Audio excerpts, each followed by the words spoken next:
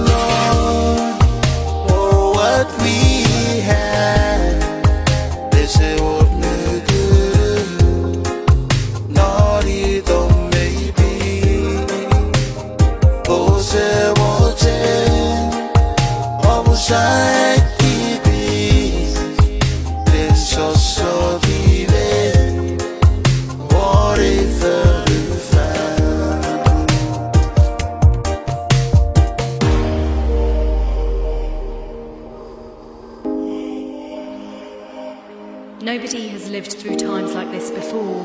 The spaces may be smaller, but as ever, everybody is learning to adapt.